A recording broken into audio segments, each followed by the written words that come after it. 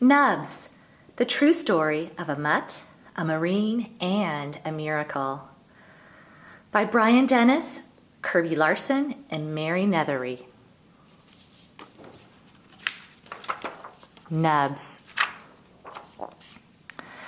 Outside a border fort in the desert of western Iraq, a small, thin dog watched and waited.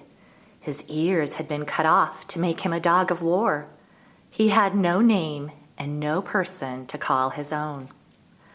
Despite his size, he was the leader of his pack, a group of wild dogs that survived by eating desert mice and rats and scraps from the Iraqi soldiers stationed at the fort. As the dogs scanned the desert for a possible meal, the stillness of the fall morning was broken by the roar of engines rumbling closer and closer. He hunkered down in the sand. 3 military Humvees carrying Major Brian Dennis and his 10 Marines lumbered to a stop. They were part of a border transition team 352, there to help train the Iraqi soldiers.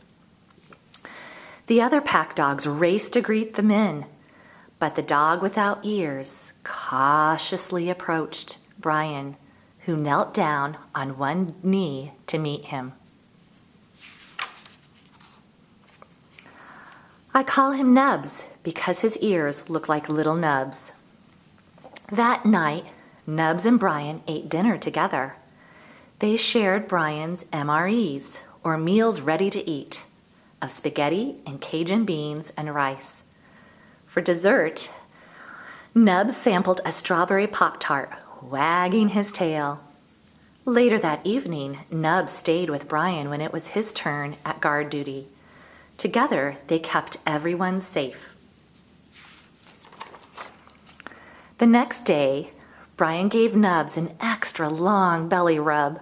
Then he stepped into his Humvee and drove away. The whole pack chased after the vehicles, but quickly lost interest and turned back. Not Nubs. Running faster and faster, he tried to catch up with Brian. He ran for more than a mile. He had no way of knowing that it was against the rules for Marines to have pets. Left behind, Nubs stared after the Humvees as they disappeared into the shimmering heat of the desert. Long, lonely weeks passed without any sight of that trio of Humvees the Marines called Scout, Boss, and Chuck. At the fort, without Brian, there were no belly rubs. Winter's cold winds began to scour the desert, leaving Nubs scrambling for someplace warm to sleep. As the pack leader, he faced constant challenges from younger dogs wanting his job. Sometimes groups of dogs from other forts fought Nubs and his pack over the little food they had. Nubs lived his rough, harsh life waiting for each time Boss carried Brian back to him. At the fort, without Brian, there were no belly rubs. Near the end of December, when the temperature dipped to a bone-chilling 30 degrees, the Humvees again rumbled up to the border fort. The pack dogs ran to greet Brian, but not Nubs. He hung back, gaunt and weak from the deep wound in his side. Shivering from pain, Nubs allowed Brian and the team medic to clean the wound and apply antiseptic ointment from the men's first aid kits. He even swallowed the child-sized dose of antibiotic Brian gave him, but Nubs refused to eat or drink. It hurt so much. He tried to sleep standing up. You can't sleep standing up. When Brian got up at 4 a.m. for his turn at watch, Nubs stiffly padded into place beside him. Head and tail drooping, he faithfully made the rounds with Brian. The next day, Nubs watched as Brian and his team prepared to leave. He touched his nose to Brian's face as Brian bent down to pet him goodbye. He felt Brian's head on his and heard him whisper, "Hey, buddy, you need to eat. You need to get better." Then, Brian climbed into Boss, and the 3 Humvees pulled away. Determined not to be left behind again, Nubs chased after Brian. He couldn't keep up. Alone, he returned to the fort. Nubs. 2 long weeks later, Scout, Boss, and Chuck thundered up to Nubs' fort again. This time, Nubs was there to greet them, tail wagging, but still moving slowly. For a few peaceful days, Nubs stuck close to his human pack. Brian took special care of him, doctoring his wound every morning. Nubs gobbled up his share of Brian's MREs, especially the beef patties. They wrestled and played, "Give me 5." Brian rubbed Nubs' belly every time he asked. If Brian stopped too soon, Nubs pawed him and made him rub some more. Each night after the sun set over the desert, Nubs and Brian did their job together. Under an ice-black sky of 1,000 stars, they kept watch over everyone. All too soon, it was time for Brian to leave again. Nubs followed close on his heels. Brian tightened his winter scarf, a keffiyeh, around his neck, and then climbed inside the Humvee. He leaned out and said to Nubs, "You take care of yourself, buddy." The vehicles rolled across the desert slowly at first, then picking up speed, heading for the command outpost, far away on the Jordan border. Nubs cried as he chased them across the cold, coarse sand. Because of his wound, he could not keep up. He dropped to the ground, exhausted and completely alone. Without even gall. When Nubs sat up, Scout, Boss, and Chuck were out of sight. He struggled to his feet and began walking.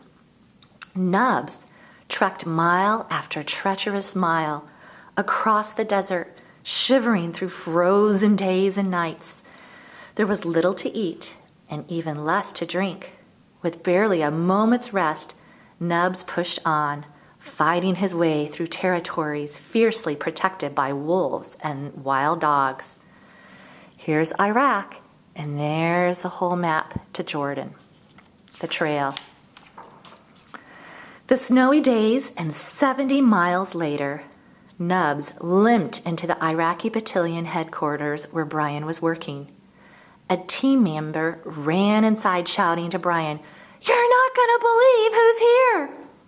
When Nubs saw Brian, he ran with his tongue out and tail wagging right into his arms. "What are you doing here?" Brian said as he held Nubs close and rubbed him all over. Nubs finally felt warm again. He pressed his wet nose against Brian's cheek. Nubs watched Brian climb into Boss, ordering his team back to the command outpost just a half-mile away.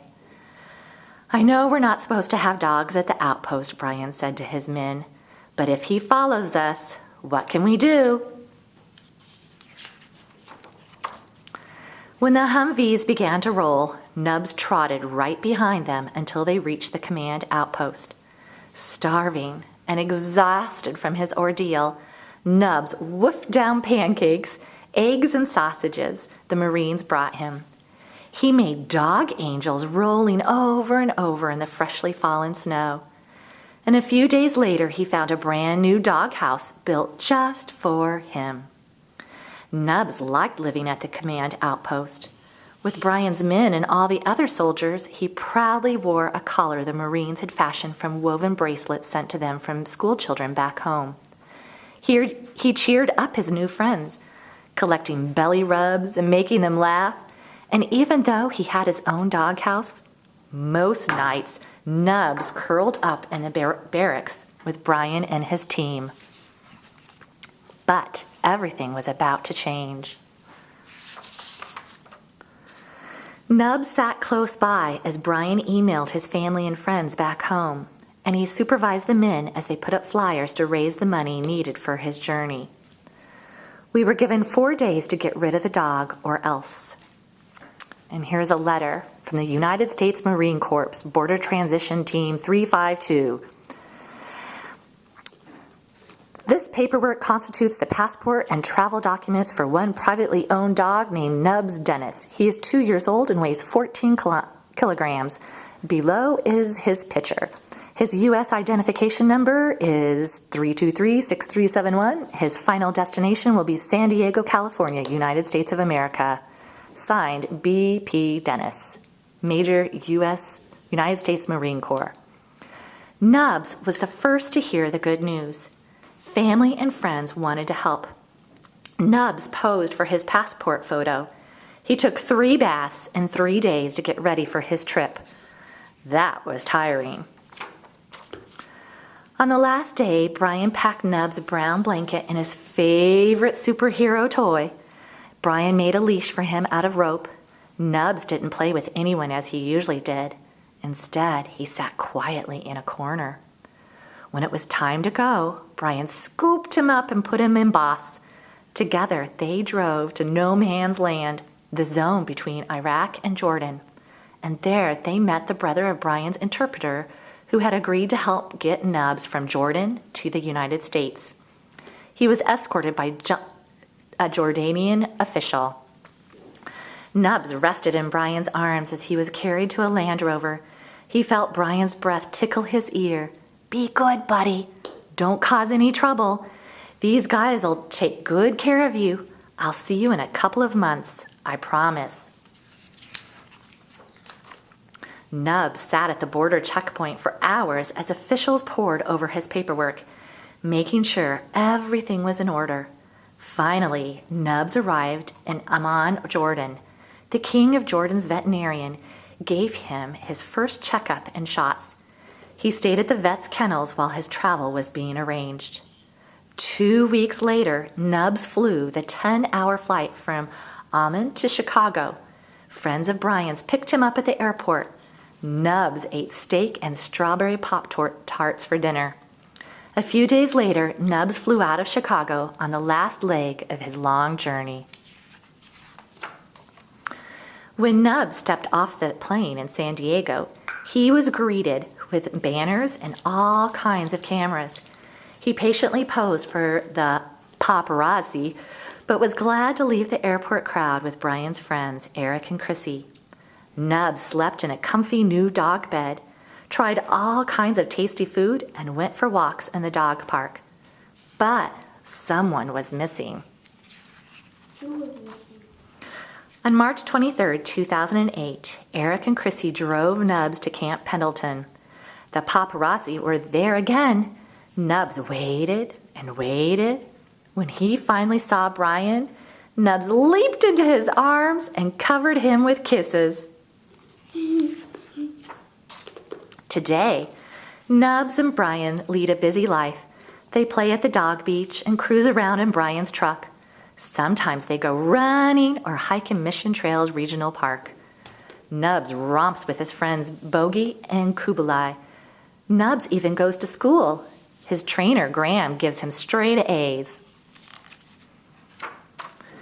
This small dog has done amazing things in his short life. He chose to travel 70 miles alone across a desert to be with Brian. It was a miracle he survived. The bigger miracle may be that this dog of war chose to become a dog of peace. Now, Nubs has a name and a person to call his own, and he shares the friendship and love he found with everyone he meets. But Nubs saves his best kisses for his best buddy, Brian. The end.